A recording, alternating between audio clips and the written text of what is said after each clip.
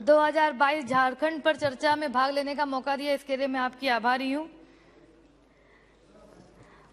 झारखंड राज्य में भोक्ता समुदाय को अनुसूचित जाति की सूची से अनुसूचित जनजाति की सूची में स्थानांतरित करने और कुछ समुदाय जैसे देवश्वरी, गंजू, दौलतबंदी, पटबंदी, राउत, मझिया, खैरी, तमड़िया को भी शामिल करने के लिए यह बिल लाए हैं। बहुजन समाज पार्टी की तरफ से हम इस बिल का पुरजोर समर्थन करते हैं।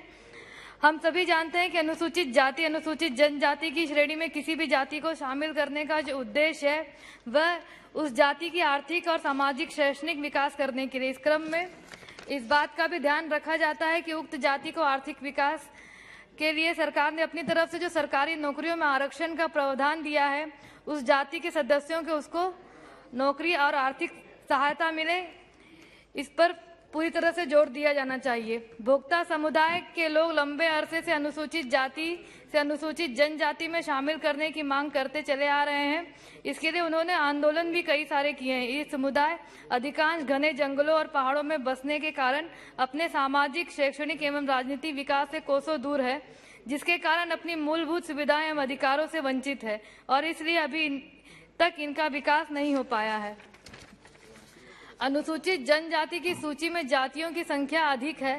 संख्या अधिक होने के कारण इनकी जनसंख्या में भी काफी तादाद में है। आरक्षण के साथ साथ एससी की तुलना में एसटी के लिए अधिक कल्याणकारी और विकास की योजनाएं केंद्र सरकार द्वारा लाई जाती हैं और बजट 2022-23 में भी 12% अधिक बजट इसके लिए दिया गया है। यह लाभ इस समुदाय के शामिल होने पर इनको मिलेगा और इसके माध्यम से इन जातियों के सामाजिक और शैक्षणिक स्थिति में भी सुधार होगा। इस जनजाति वर्ग के लोगों के विकास के लिए सबसे महत्वपूर्ण है कि उनकी शिक्षा कायदे से हो। जब तक इस वर्ग के लोगों को शिक्षित नहीं किया जाएगा तब तक इस समाज का विकास होना नामुमकिन है। इसी क्रम में मैं यह भी कहना चाहूंगी कि अनुसूचित जाति अनुसूचित जनजाति का विकास तब तक पूरा नहीं हो पाएगा जब तक डॉक्टर बाबा साहब भीमराव अंबेडकर द्वारा दिए गए आरक्षण को पूर्णतः लागू नहीं किया जाएगा।